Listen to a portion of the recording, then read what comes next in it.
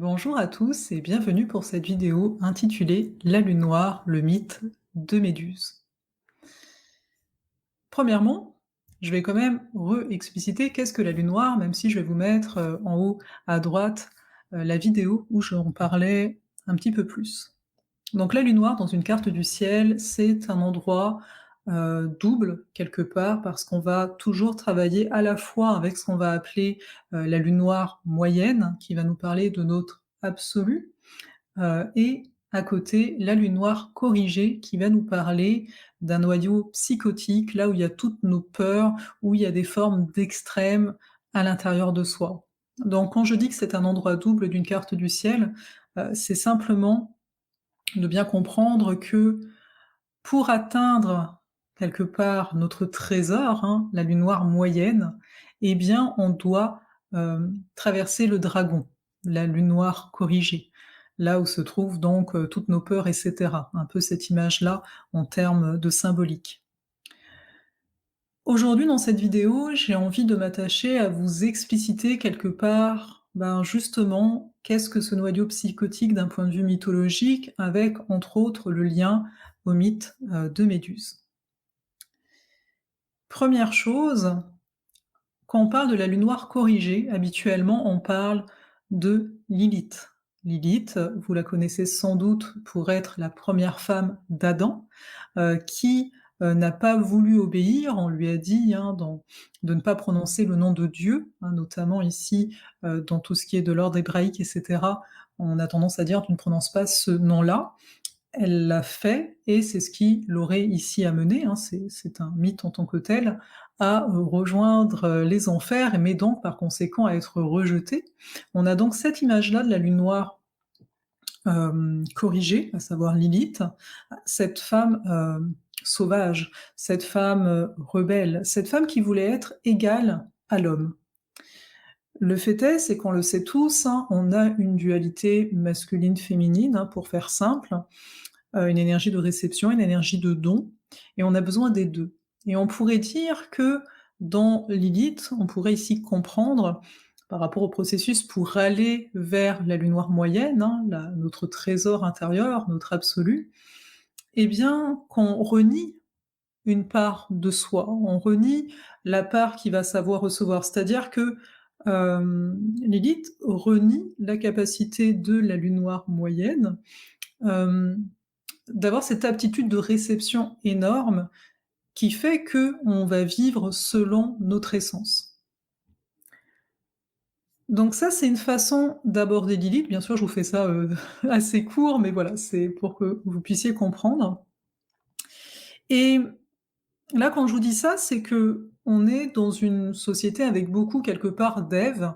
Ève pourrait être représentée astrologiquement parlant par la Lune et donc beaucoup de quelque part, la femme qui va donner naissance à des enfants et cetera. Mais on n'a pas forcément beaucoup de Lilith, en ce sens où on peut, femme ou homme, hein, on s'entend, avoir peur de la puissance de notre féminin et cetera, qui a été comme tu, hein, quand on regarde toute l'histoire et cetera, il y a eu tout ce côté, tout ce qui est intériorisé, tout ce qui est de l'ordre des arts, on va dire, sacrés et cetera, ça faisait plutôt peur, donc ça a été comme mis de côté. On s'entend, on a évolué, et cetera, mais tout de même, c'est de garder ça, c'est dans la symbolique ici que c'est important.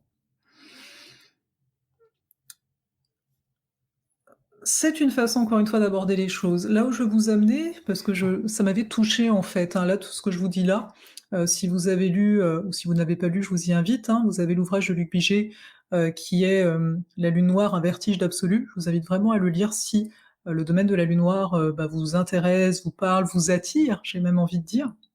Il explicite encore bien mieux tout ça, hein, moi là, je fais vraiment un large résumé. Mais donc quand j'ai lu le mythe de Méduse, ça m'a particulièrement touchée. Pourquoi ça? Parce qu'en fait, dans l'histoire ici, Méduse était une magnifique jeune femme et entre guillemets, elle a pas eu de chance, il y a eu, Poséidon, Neptune, hein, qui est tombé fou amoureux d'elle. Donc il s'est mis à la poursuivre et elle a fui. Elle a fui jusqu'au dans le temple d'Athéna. et vous verrez qu'Athéna, c'est intéressant.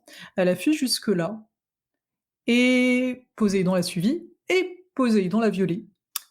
Le fait est, c'est que dans les temples, oui, c'est un peu bizarre dit comme ça, mais dans les temples, aucun acte sexuel n'est permis et contre toute attente, Athéna, dans c'est le temple, a puni Méduse, pas du tout Poséidon, donc a puni Méduse, donc il y a une forme d'injustice, il y a une forme de, on ne me voit pas quelque part, c'est mauvais quelque part d'être juste moi en fait, hein, et elle a changé Méduse en Gorgone, que vous connaissez sans doute, hein, avec les serpents là, à la place des cheveux, surtout ne pas la regarder dans les yeux sinon on est pétrifié et cetera.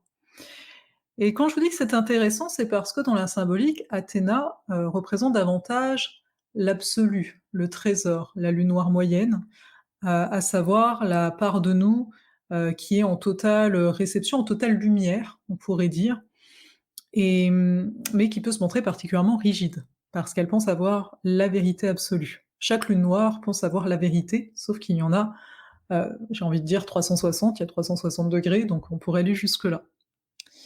À partir de là, rentre en ligne de compte Persée. Persée qui va venir décapiter, la Gorgone.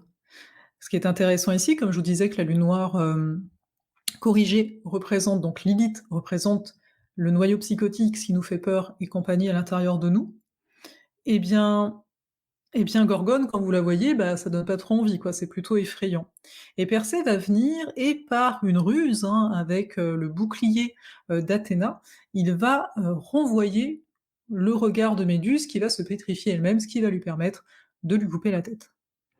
Et alors là, c'est plus pour ceux qui s'intéressent, hein, qui connaissent un petit peu la croix de la lune noire, qu'on appelle ça, et cetera, mais c'est de se rappeler que pour aller vers notre trésor, notre essence, qui est comme un état d'être, hein, quelque part, il convient de couper la tête. Il convient en fait de couper nos pensées, notre esprit, hein, nos croyances, j'ai presque envie de dire, hein, autant de serpents, autant de poisons possibles qu'on peut se mettre ici dans la tête, qui ne nous permettent pas d'incarner pleinement notre essence, ce que nous vibrons finalement tout au fond de nous. Donc c'est pour ça ici, dans ce mythe de Méduse, on peut voir à la fois ce qu'on a pu ou ce qu'on peut encore chacun ressentir par moment, en ayant l'impression de pas être, vu, de pas être compris, d'être rejeté, parce qu'il y a quand même une sensation d'abandon assez énorme, hein. Tu te dis: «Bon, elle a rien demandé» et puis elle se retrouve comme ça. Et en même temps, il y a la solution, hein, dans le mythe de se dire: «Mais OK, j'ai pu me sentir rejeté, incompris, ce que vous voulez», en lien bien sûr à la lune noire, la position dans votre carte du ciel. Mais est-ce que tout ce que je me raconte par rapport à ça est en train de me servir aujourd'hui? Est-ce qu'il ne conviendrait pas que je coupe, quelque part avec, ces pensées? Alors bien sûr, je vous dis ça, mais je rappellerai que, la lune noire n'est pas toujours consciente, hein, souvent c'est subconscient, j'ai envie de dire, hein. Mais tout de même, quand on est attiré par la lune noire, quand je dis attiré, c'est pas simplement prendre le bouquin et lire, le passage de la lune noire et cetera. C'est-à-dire quand vous arrivez à rentrer, dans les mythes associés, en fait, quand vous sentez que au quotidien, vous voyez à travers votre lune noire d'une certaine façon, vous observez à travers elle en tout cas, eh bien là, oui, il y a un travail qui est en train de se faire. Vraiment, c'est pas justement que la tête qui lit et qui est là: «Bon d'accord, oui ça me parle un petit peu», mais voilà, il y a une on le ressent en fait. Mais je peux pas être, plus précise que ça. En tout cas, bien sûr, c'est d'après mon expérience personnelle que je vous dis ça.